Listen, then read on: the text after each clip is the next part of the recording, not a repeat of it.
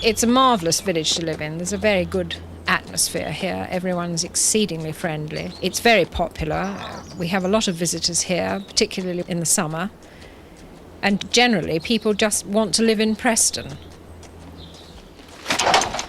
I'm a tenant farmer on 400 acres. I've been here since 1968. We moved here from Kimpton, which is about 5 miles away. We like the village and very fond of the people who live here.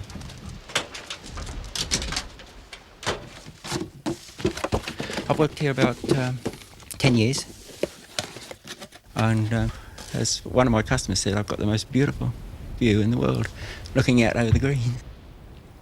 Local pride runs high in Preston, and nowhere higher than in the village pub. Colin, Ian and Pip are not alone in their enthusiasm. That's why, along with everyone else here, they're not just propping up the bar, they've bought it, lock, stock and barrel. 92 villagers each have shares in the Red Lion. Some have put in just a few pounds, others thousands. The man who helped set up the Red Lion Limited and raise the requisite £150,000 is local businessman Richard Beharrell. Once the story got round that we were thinking of buying it, everybody thought it was a good idea, and it just snowballed.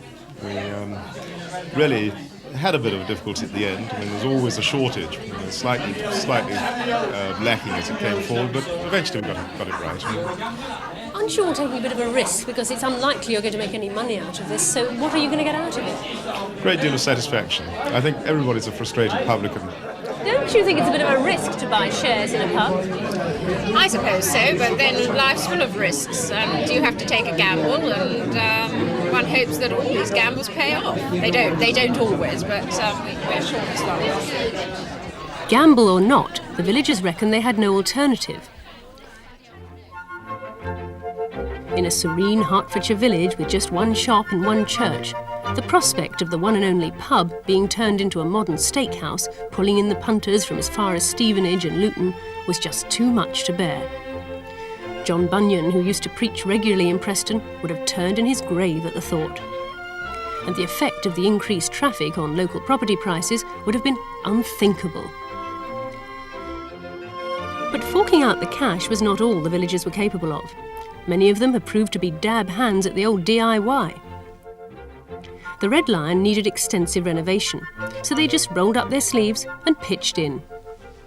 A circular went round the village asking people for their particular talents.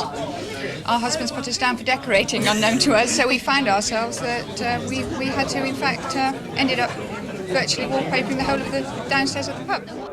The villagers had to pay an architect and a builder for the main structural work, but the rest they did themselves, uncovering hidden talents for bricklaying, plastering and carpentry, which even extended to the bar itself. It had to be built from scratch. We bought a kit from a design that we'd submitted to a commercial carpenter.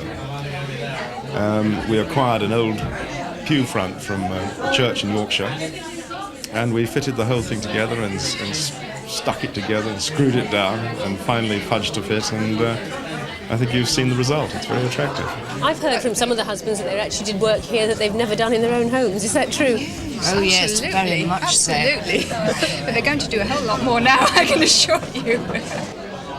The Red Lion Limited employs a manager, Roy Hart, chosen by the board of directors.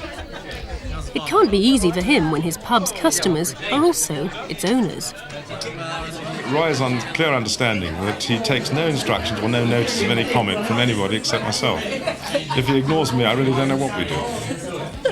What will you do if one of them comes up and makes a suggestion as to how you could improve the service here?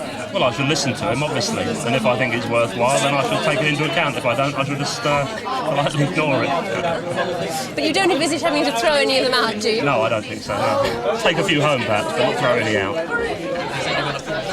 The novelty of a pub being owned and run by its patrons is bound to boost takings at first. But once the publicity has died down, what about the future of the Red Lion? Well, I hope it's not going to be too brilliant. We don't want the place turned into a steakhouse. We want to keep it as a village pub. We have always had a tradition of country hospitality. We'll always welcome people here. We'll continue to serve traditional ales, traditional country food, and provide a pleasant setting for people to come and have a drink. Red Lion! Red Lion! You are. Oh, we're not. Well done.